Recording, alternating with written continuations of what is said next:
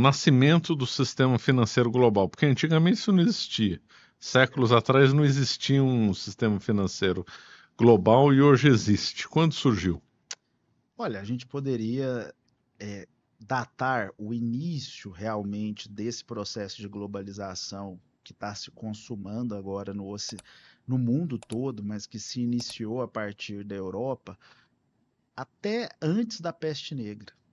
Né? Se você olha ali para o norte da Itália, as grandes casas bancárias, como a Casa Pazzi, né, lá em Florença, Siena, você teve casas bancárias, quer dizer, ali no século XIV, que foram, inclusive, naquele período, muito maiores do que, por exemplo, o famoso Banco Médici, depois. Então você Ah, é, elas foram maiores que o Banco maiores, Médici? maiores. Não, isso uma das coisas que quando a gente vai estudar nessa parte da história econômica, né, você vai se surpreendendo com o viés da historiografia moderna. Não digo, alguns historiadores têm uma boa noção disso, recuperaram a verdadeira história da Idade Média, inclusive no domínio econômico, mas é raro que essa distinção seja bem feita.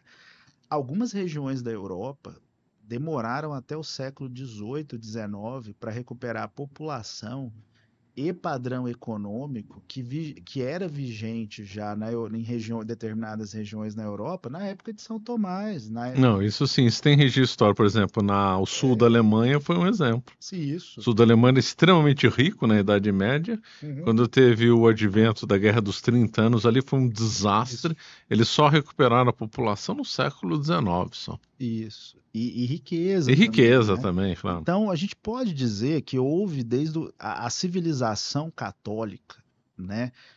Instituindo, que demorou alguns séculos ali para se desenvolver totalmente, né? Se impor, inclusive, ao sistema feudal que tendia a restringir o poder da igreja, né? E a disseminação dos valores morais católicos na sua plenitude, mas a gente conhece a história, a gente sabe que era o que estava movendo essa sociedade, né? A gente não pode evitar de dizer que se você compara, por exemplo, a civilização católica com a civilização greco-romana, que tinha coisas elevadas, mas a ascensão do padrão moral, Não, né, não dá e nem para até, comparar, é e até incomparável. exatamente, a ascensão Comparavelmente superior. intelectual também, porque a gente vê que o projeto filosófico, por exemplo, que foi iniciado por Sócrates, Platão e Aristóteles, se consuma no horizonte da cristandade, da futura escolástica. Uma das consequências, né, quase que um subproduto disso, de uma civilização pujante, baseada em valores morais e intelectuais superiores, foi o desenvolvimento econômico, né? Então, a gente tem uma das primeiras coisas para a gente estudar esse assunto é matar totalmente na nossa cabeça essa ideia, né? Primeiro, de que seja lá em qual momento as pessoas localizam uma idade das trevas, né? Associada ali ao declínio do Império Romano, né? É, não é verdade, né, que isso tenha sido provocado pela Igreja Católica e pela civilização católica, e na medida em que essa civilização se impôs, não existiu nenhuma tendência, como alguns querem colocar, né, ao atraso econômico, ao miserabilismo, muito pelo contrário, né? Você viu tecnologias que a escravidão, por exemplo, no Império Romano, embora elas já existissem, elas praticamente não eram utilizadas, se multiplicar com uma velocidade enorme na Europa e já ali no século XI, XII. Né? Um autor que conta isso com muita riqueza é o Rodney Stark. Né? Agora me foge o nome do livro em que ele conta especificamente essa história da questão econômica, mas é brilhante. Ele ali mata a questão da associação entre moral católica e desenvolvimento econômico, né? Inclusive ele mostra que por trás de uma pré-industrialização que já estava acontecendo pouco antes da peste negra, quem estava por trás disso? Os mosteiros, os monastérios, né? Você tinha monastérios na Inglaterra que já tinham técnicas de fundição do metal que só seriam recuperadas no alvorecer da Revolução Industrial. Né?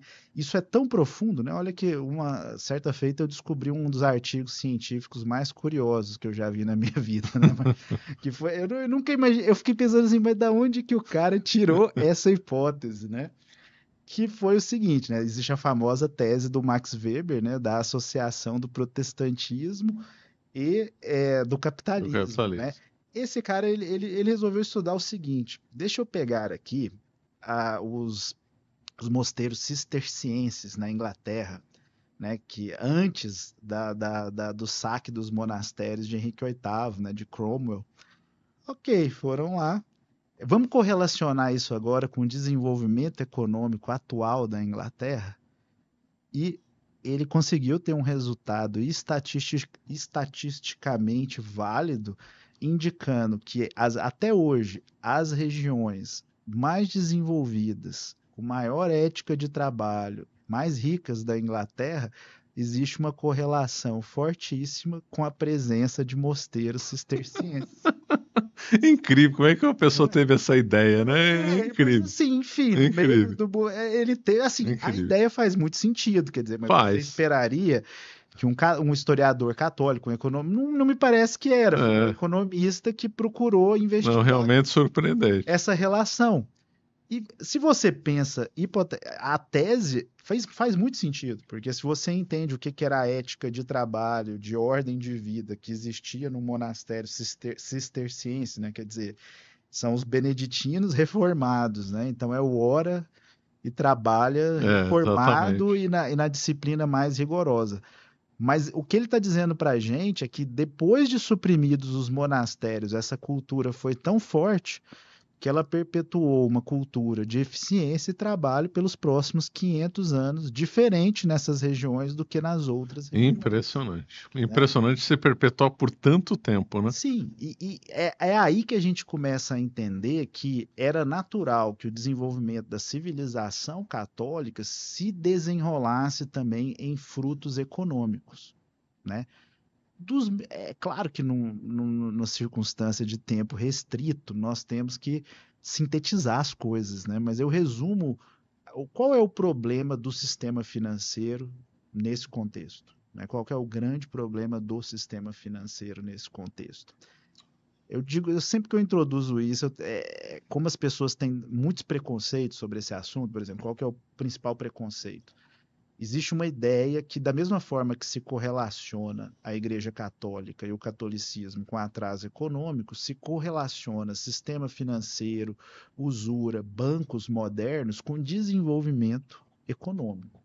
Então, a imagem que eu gosto de transmitir para as pessoas, para elas meditarem sobre o que eu estou falando, é assim: quando é que um parasita se desenvolve mais? Quando o hospedeiro é gordo ou quando ele é magro?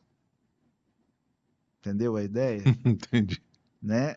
É óbvio que é quando o verme ali, né, o parasita, ele tem mais condições de desenvolvimento, inclusive ele pode ficar ali a vida inteira, né, em cima de um gado bem gordo. Para mim, esse é o grande paralelo, né?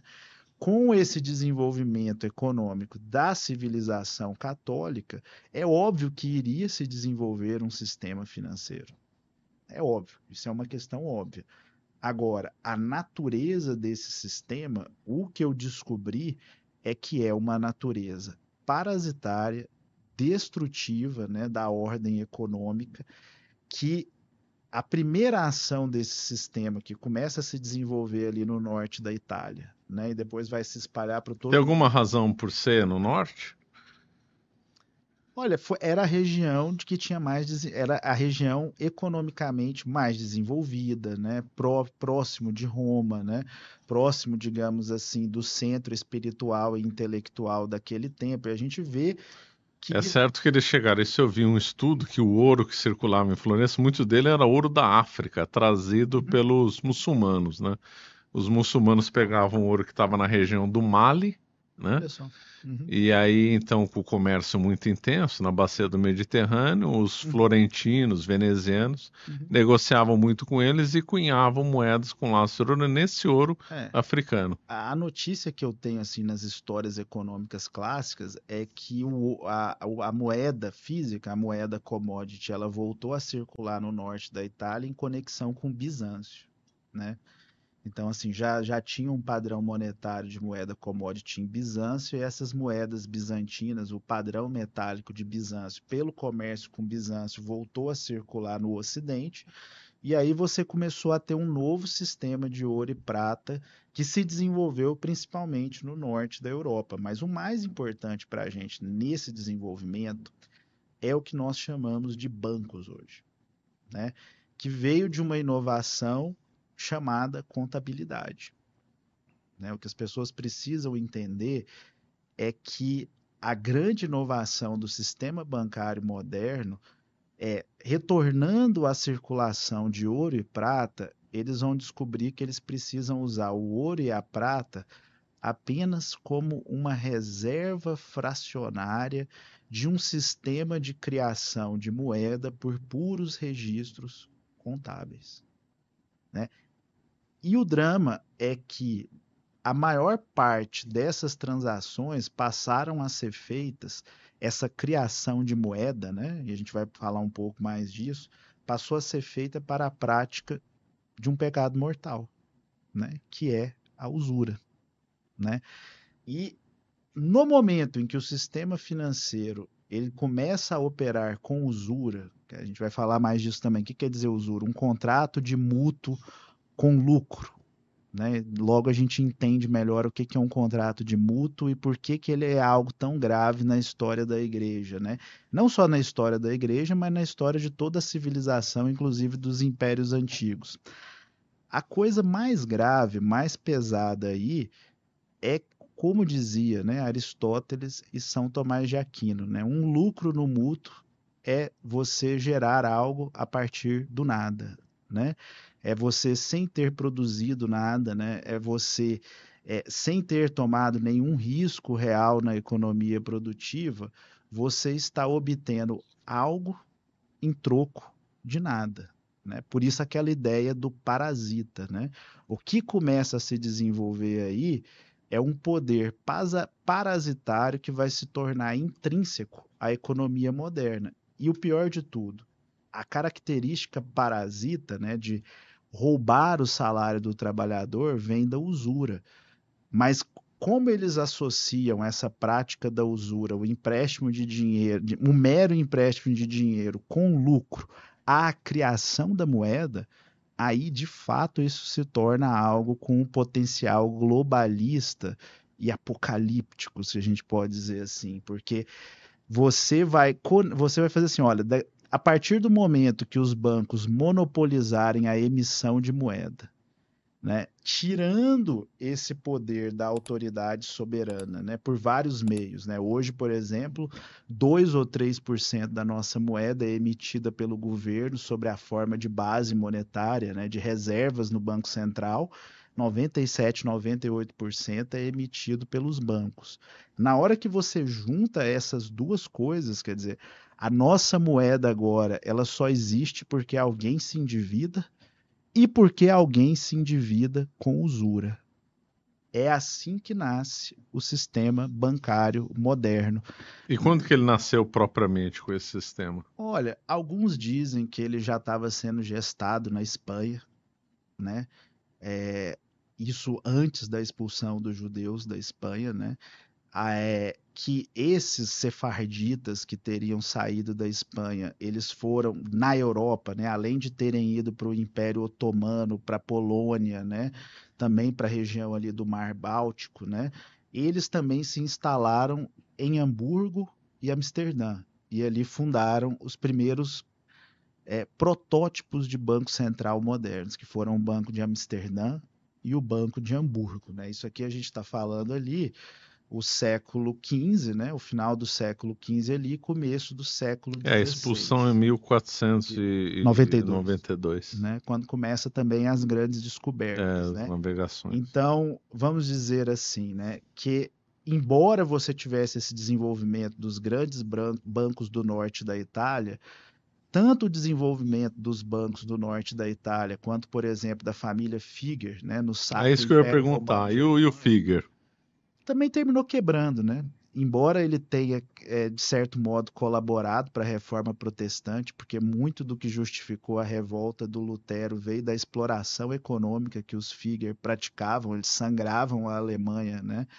com usura, eles permitiam que às vezes cardeais poderosos depositassem dinheiro para receber usura. Então houve uma sangria muito grande de dinheiro da Alemanha para a Itália, né? Por via principalmente da família dos Figer, mas na relação deles com os Habsburgo, eles terminaram quebrando, né? Porque eles passaram a financiar Mas todo. de fato eles foram os mais ricos do mundo, como se diz? Com certeza, né?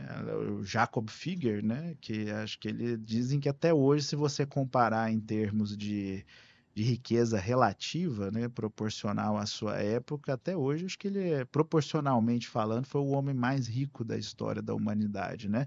Mas quebrou sob o peso dos juros compostos, né? A força mais titânica do universo, né? Porque os Figuer, eles se atrelaram tanto, né, ao destino da família Habsburgo, né, e a jogada geopolítica da família Habsburgo, que chegou um momento que eles tomavam dinheiro emprestado no mercado mais caro para emprestar uma taxa de juros menor para a família Habsburgo.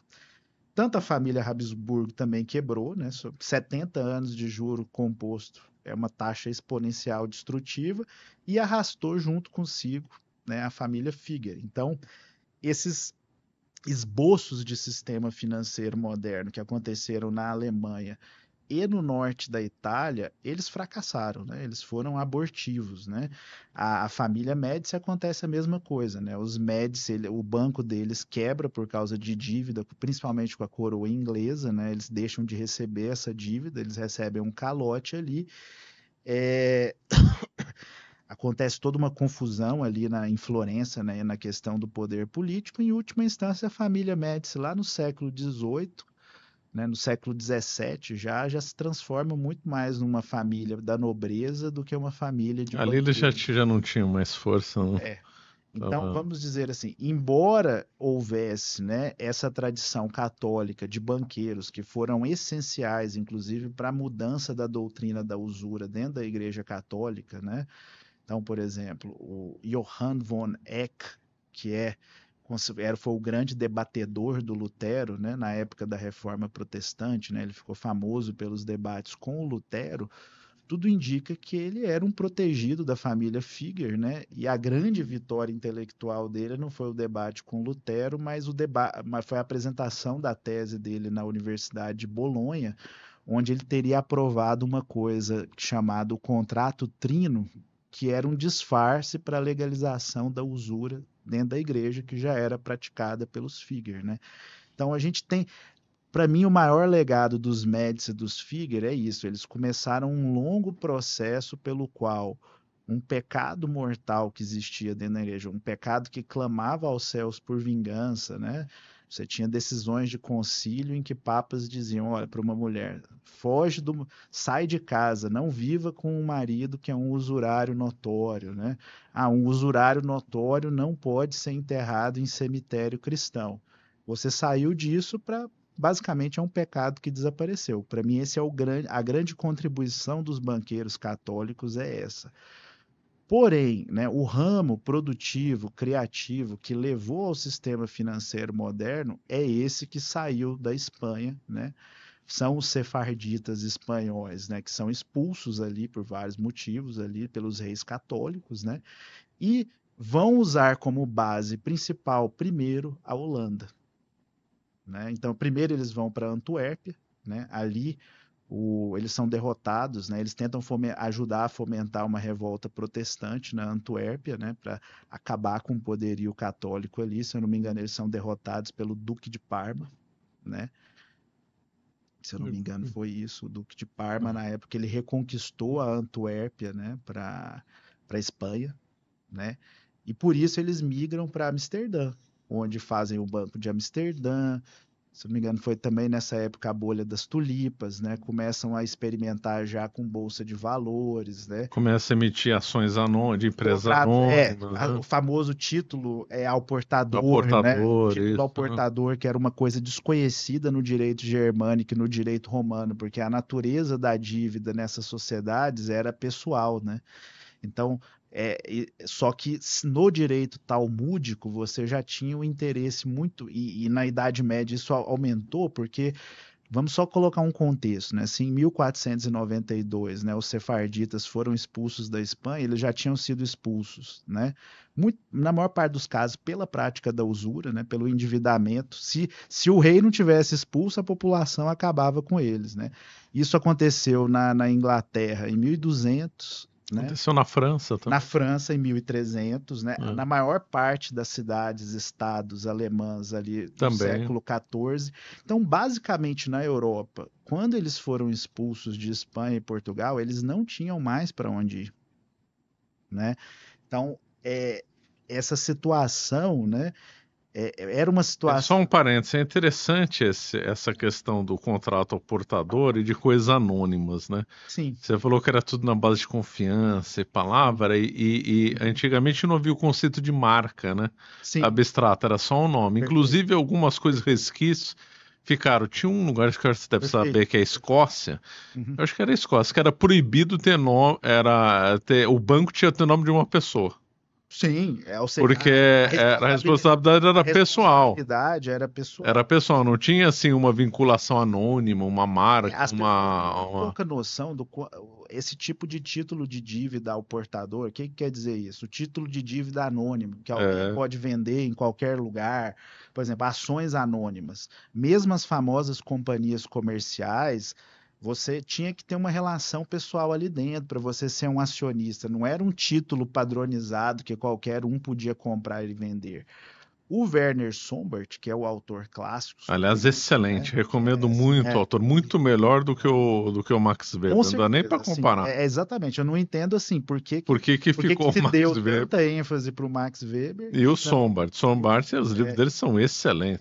Ele conta essa história e ele fala, olha, existia um motivo muito claro pelo qual os sefarditas queriam desenvolver o título ao portador. Ele fala assim, olha, existia um mistério que percorreu a Europa nessa época, que as pessoas comentam até hoje, mas eles eram expulsos de vários países e iam para outro, e lá eles continuavam ricos. Por quê? Porque a maior parte da riqueza deles não era riqueza fixa, como da nobreza católica, não era propriedade de terra, não era casas numa cidade, não eram nem negócios locais, era uma riqueza já de natureza financeira, né? Eles, de certo modo, esse sistema financeiro que dominou o mundo hoje, a diáspora judaica que se inicia a partir da destruição do templo em 70 depois de Cristo, ela já tinha desenvolvido isso, contratos de futuros, né, de especulação em contratos futuros, toda essa estrutura, né, de títulos ao portador, e o título ao portador sendo anônimo, eles sequer se precisavam se apresentar para cobrar aquela dívida.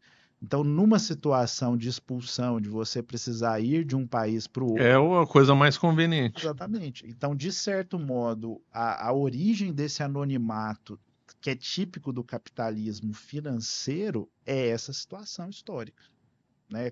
Aí vem aquele problema que eu te falei. Como é que um economista vai querer tratar disso como um mero modelo econômico matemático, entendeu? É verdade. Né? Ele vai enxergar isso como se fosse uma coisa da natureza, né? Que É. as trocas de mercado Você vê que exigiam. aí você chegou num ponto muito bom. Eu sempre defendo que escola é mestra da vida com base em Cícero, né? E você vê como é uma questão fundamental da economia. Se você não entende bem a história da economia, você Uhum. não vai entender a economia como tal. Agora, isso daí, você chega no X da questão. Nessa economia toda matematizada, toda cheia de fórmulas, é Uhum. de propósito que eles escondem a história, porque eles não querem chegar na raiz do problema. Exato. Não, é porque assim, é uma coisa delicada, sutil, mas assim, falando de uma forma genérica, sociológica, a gente pode dizer o quê? Quem são os maiores empregadores de economistas? São os banqueiros, né? Eles não vão ter interesse São nenhum os bancos de em. investimento, são os bancos tradicionais, né? Ele quer ter um funcionário competente na área técnica sem investigação histórica. Isso, E não e interessa. mesmo a academia Também não tem é interesse. sujeita a isso, né? Se você olha na academia nos Estados Unidos, por exemplo, um dos maiores financiadores de pesquisa em economia é o Federal Reserve Então, e aí outros acabou, bancos, né? Aí né? acabou. Então, assim, o Milton Friedman chegou a comentar isso, né? Ele tem uma carta famosa do Milton Friedman da década de 80 que ele se preocupava brutalmente com a influência cada vez maior do Federal Reserve sobre a pesquisa em economia, porque assim, Então, como é que um rapaz jovem que está querendo fazer carreira em economia, como é que ele vai seguir uma linha de pesquisa que se opõe ao Federal Reserve? os americanos lá que estudam, eles dão o nome de porta giratória. Então, Revolving door, né, que eles falam. a mesma pessoa que trabalha no governo, depois trabalha na empresa, depois trabalha na academia e vice-versa. Então, ele fica rodando. Era a porta giratória que eles só produzem o material acadêmico que interessam, Isso. e tudo, e fica tudo rodando no mesmo ciclo vicioso. Por isso que você, assim, normalmente você vai encontrar os melhores trabalhos sobre essa questão da moeda. Tem libertários que, embora eu tenha minha crítica ao libertarismo, como eles são mais separados dessa coisa mainstream, eles fizeram já trabalhos muito interessantes, mas tem um pessoal de esquerda também, como eu falei, o David Graeber, o Michael Hudson. O Michael Hudson é um cara meio esquerdoso, clássico, assim, mas é um cara que estudou na economia ortodoxa, trabalhou no Banco Mundial, pegou toda a questão da dívida externa do Brasil, da Argentina ali na década de 80. Então, ele não é. Para mim, o problema do esquerdista na economia, como aqui no Brasil, é o esquerdista de cadeira. Ah, sim, aquele Entendeu? militante, aquele... É o cara que leu ali 3 páginas de Marx, de história econômica, e no fundo, é, ele não tem nem experiência de mercado, né? Ele nem viu por dentro, nem procurou expandir as fontes bibliográficas dele ao ponto que, quer dizer, ele só está ali para fazer militância, né? Agora, assim, até em relação a essa questão do sistema financeiro, você pode encontrar certos insights num Marx, por exemplo, por exemplo, ele era um contemporâneo do Werner Sombart, né? Eles trabalharam juntos ali, eles tiveram aliás, o Engels, né? Se eu não me engano. Não, o Engels, não o O Engels, Sombart. isso. É, Não. O Sombart teve foi contato com o Engels, com Engels, né? com Engels, né? Claro que você pode encontrar ali, né? O Marx fala da questão da usura, embora ele substitua ela pela questão da mais-valia, né? Isso é bem quase exato, né? Que Você vê por esse lado? Eu vejo mais pelo lado do valor trabalho e tal. Não, mas é porque eu considero que, em última instância, dentro de uma perspectiva mais realista, filosófica realista, e não nominalista, voluntarista, subjetivista, existe um papel para a teoria do valor-trabalho. Mas eu considero que o grande erro, a grande cortina de fumaça que o Marx lançou sobre a economia é que, assim, no fundo, aquelas grandes crises econômicas e financeiras da qual ele estava falando eram oriundas do Banco da Inglaterra. Que, inclusive, já fica anotado aqui para a gente, é o que a gente tem que falar, né, na sequência histórica. A gente está pulando um pouco, mas não tem problema. Mas o que acontece? O Banco da Inglaterra, né, como a gente vai comentar aqui, ele é o primeiro banco central de fato privado. Você não quer retomar e a gente Tá bom, chega então no a gente banco? volta. Vamos Isso. voltar. Então, Então nós chegamos. Os judeus foram então em direção a Hamburgo, Amsterdã. Amsterdã ficou um grande centro comercial, um dos principais do mundo. Então vamos partir de Amsterdã. Então. Só que ali, continentalmente falando, era uma posição sempre submetida ao poderio católico. Qual que é o risco do poderio católico? A qualquer momento, a Igreja Católica e os poderes católicos poderiam reafirmar a proibição da usura. Naquela época, proibição da usura significava expropriação do usurário, né? Condenação, você não conseguia mais ter espaço nenhum, né, na sociedade católica. Então, não era uma brincadeira, né? Assim, ali começou a se desenvolver uma guerra realmente assim, olha, nós conquistamos algo imenso, que é o poder de criar moeda. A gente entendeu como é que a gente usa banco, né? Basicamente, o que a gente pode dizer que o banqueiro fazia? O sujeito tem lá 1.000 em depósito de ouro, né? Isso vai se desenvolver também na Inglaterra, mas em outros países. De repente ele olha para aquilo e fala, não é que ele pega o ouro e empresta o ouro, que muitas pessoas têm essa concepção equivocada, não é isso. Ele percebe que o papel dele, a nota bancária, que é o precursor do nosso papel moeda, ou até mesmo um talão de cheque em branco do banco, circula, como dizem em inglês, é algo as good as gold. Tão bom quanto o dinheiro. Ele é um substituto perfeito do dinheiro. As pessoas o tratam dessa forma.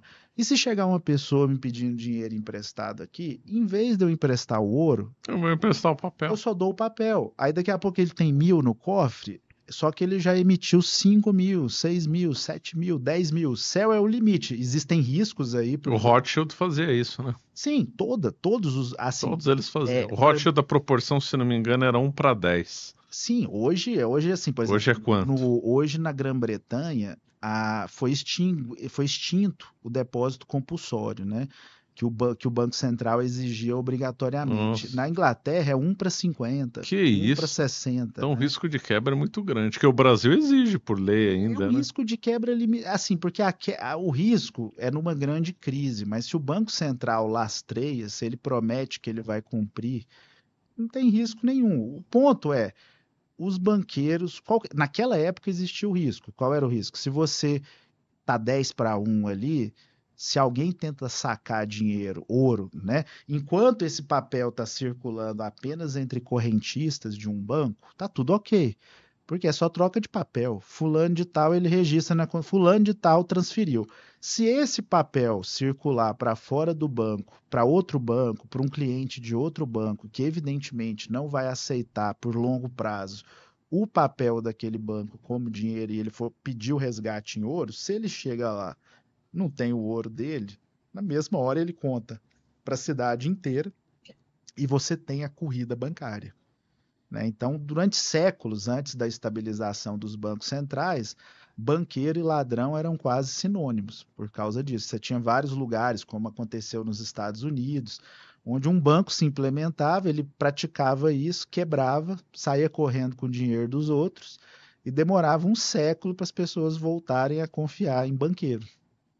Né? Mas na história que a gente estava contando, olha, isso está se desenvolvendo por todos os lados, os banqueiros estão experimentando com esse sistema. Imagina que coisa incrível você perceber, olha, eu posso, sustentado no sistema jurídico, eu posso emitir moeda do nada e ainda lucrar com isso. Uma das maiores provas do desenvolvimento desse sistema que eu descobri no David Graeber vem da famosa inflação do século XVI. Né? Que se você olha, houve uma grande inflação na Europa. Vamos ver, você sabe qual era a causa Não, histórica? você é dado pelo fluxo de ouro da América para lá. Essa é a Então, explicação essa é a histórica. explicação tradicional. Só que aí que você começa a descobrir que se fala, por que que algo que é falso se perpetuou tanto? Você começa a desconfiar que tem alguém querendo esconder outra coisa, né? Quando algo tão forte é escondido. Talvez, assim, eu confio bastante no Graeber, né? Realmente ele é a minha fonte ali, teria que ir nas fontes primárias, mas o que ele aponta ali é bem sólido, né? Um acadêmico recente, então ele certamente ele está pegando ali o estado da arte, né, da coisa. Ele fala, olha, o problema é o seguinte, a maior parte do ouro e da prata do Novo Mundo não ficou na Europa, não circulou na Europa. No século XVI foi parar na Índia e na China. Porque a China tinha, naquele momento, a China estava num padrão de papel moeda, até pouco tempo. Tinha dado um problema no padrão de papel moeda e o imperador chinês, também nas guerras, lá nas inúmeras guerras chinesas ali, resolveu voltar para o padrão prata. Resultado: a demanda de prata chinesa absorveu a prata que vinha do Novo Mundo da Europa. A Europa vendeu para a China em troca Isso é verdade. A prata da Nova Espanha, que é o atual México, circulava na China. Era a moeda corrente deles. da China, Porque exatamente. via a ligação era hoje o México com Filipinas, Isso, que pertencia à Espanha, e a Filipinas fazia comércio intenso com a China. perfeito. E ali a China, então, absorvia a prata. Isso é E alguns dos bens é mais claro. desejados do mundo, né, bens de luxo principalmente, né, de elite, vinham da China e da Índia, né? A China tinha produção de seda, porcelana, né? Então eram coisas de altíssimo valor. Então a Europa dava o quê? Prata e ouro para a China e para a Índia e recebia de volta produtos. Se eu não me engano, o Greber cita algo entre 80% e 90% da prata do Novo Mundo circulou na Nossa, é um China. dado impressionante. É. E Impressionante. na Índia, se eu não me engano, 70, 80% do ouro do Novo Mundo foi para a Índia para templo religioso. Porque o indiano ainda tinha essa tradição de fazer os templos religiosos. Não sei se teve um revival religioso ou uma nova dinastia lá, mas eles estavam num período de grande construção de templos religiosos com ouro. Então, se esse dinheiro não ficou circulando dentro da Europa, como é que ele pôde ter causado um aumento geral do nível de preços? né? Então, o próprio Graeber fala, olha, tudo indica que esse aumento geral do nível de preços do século XVI corresponde ao sistema bancário moderno, né? Foi o começo dele, né? Foi quando os bancos começaram a criar essa montanha de papel e geraram uma inflação, né? Mas para a gente o mais importante aqui é como esses sefarditas, né, saltaram da Holanda para a Inglaterra. Porque, como eu falei, olha, a Holanda ainda era uma posição relativamente frágil no continente, cercado pelo catolicismo. A Inglaterra tinha se separado da igreja com Henrique E é uma VIII, ilha, né? e é uma ilha, né? Muito É mais uma fácil. ilha. Basta montar uma boa E armada outra para coisa, impedir né? invasão. O sistema financeiro inglês, perto da Espanha, perto da Itália, da França, ele inexistia, né? Ele era incipiente, né?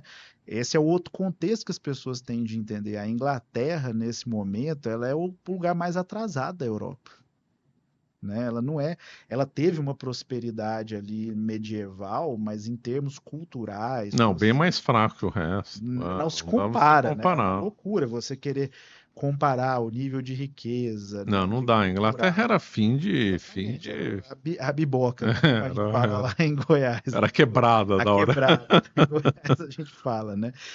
Só que tinha essa vantagem, né? Que era uma terra virgem, né? Especialmente da questão financeira. Porque a expulsão que aconteceu lá, que eu descobri que um dos grandes defensores da expulsão dos usurários judeus da Inglaterra foi o Duns Scoto, né? Nessa Ah, foi o declaração. Dom Scott? Eu não verifiquei totalmente, mas eu vi que alguns autores que citaram essa relação está muito associada à Magna Carta, né? A Carta de Liberdades do Povo Inglês, que foi muito defendida pelo arcebispo Stephen Langton, né? Que foi um militante da causa contra a usura. Então, também um dos motivos da Carta Magna foi você libertar o povo inglês do endividamento e da usura. Então, isso levou o quê? Que durante séculos, esse tipo de especulação financeira gerada pela usura ficou longe da Inglaterra, né? Então, assim, por mais que ela nunca foi o centro da civilização católica, houve uma prosperidade dos camponeses ali, né? E estava virgem em relação ao sistema financeiro, né? Como que houve essa transição? Henrique VIII começa as lutas pela sucessão do trono inglês, que vamos dizer claramente quais eram as forças em jogo ali, né? A elite Whig, ou a gente pode chamar de elite liberal, que incluía, por exemplo, a família, já naquela época, a família do Winston Churchill, né? A família Churchill, por exemplo. Tem uma família muito importante, Cavendish, né? Você tem várias famílias assim que Que são era pirata, né? Família que gerou piratas. famílias que são até hoje tradicionalíssimas da Inglaterra. Essas famílias, com a Revolução de Henrique VIII, elas ficaram ricas como? Roubando as terras da igreja e as terras comuns, né, que eram usadas para proteger os camponeses e administradas pela igreja também. Eles não tinham o menor interesse que a Inglaterra voltasse ao catolicismo, né, e a igreja pudesse cobrar aquilo que foi roubado, né? Então, esse era, digamos assim, o fator interno, né? O fator externo eram aqueles sefarditas que estavam ali na Holanda, que já estavam de olho a um retorno para a Inglaterra e para o desenvolvimento do sistema inglês há muito tempo. Quando é que essas duas forças convergiram? Né? Na famosa Revolução Gloriosa de 1688, na Inglaterra. Jaime II assume o trono na Inglaterra, por ser católico, ele gera uma especulação muito forte de que a Inglaterra retornaria ao catolicismo.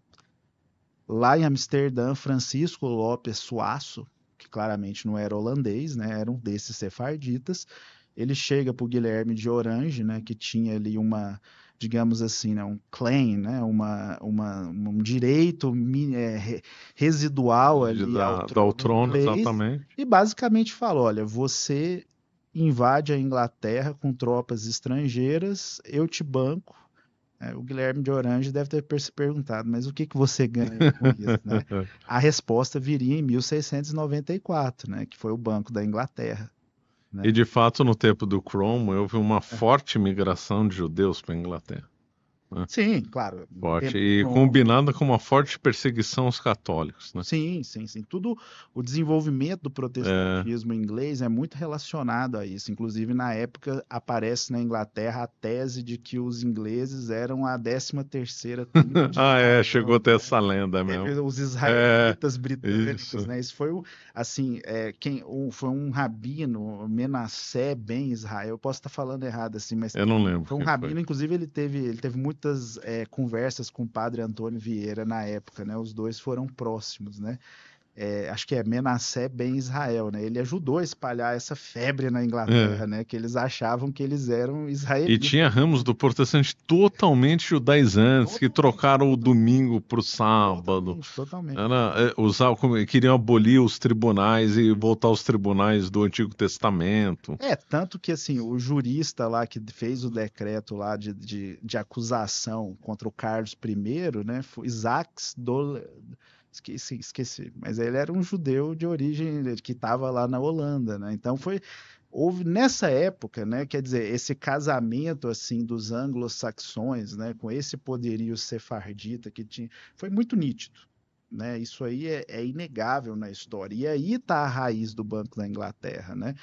E são coisas, por exemplo, tem um historiador recente, se não me engano, o Jonathan Israel, né, que tem um livro muito bom sobre essa questão da Revolução Gloriosa, que ele fala, olha, basicamente o que aconteceu na Inglaterra naquele período foi o seguinte, vou dar um exemplo nosso aqui do Brasil, né? Seria como se a Argentina tivesse invadido o Brasil com tropas da América Latina inteira e o Brasil passasse a comemorar essa invasão como o começo da liberdade brasileira. É uma coisa totalmente sem noção. É uma coisa completamente louca, mas assim, de fato, por que é comemorado dessa forma? Porque se associa à Revolução Gloriosa, foi encerrada as crises de sucessão de Henrique VIII, ficou claro que a partir daquele momento a Inglaterra seria um país protestante e mais do que isso, ela seria a base de operação do capitalismo financeiro. E mais, o rei ia perder a força e o parlamento ganhava. E o parlamento totalmente influenciado pelos vamos dizer pelo assim, grande capital. A monarquia inglesa é um bibelô do sistema financeiro, né?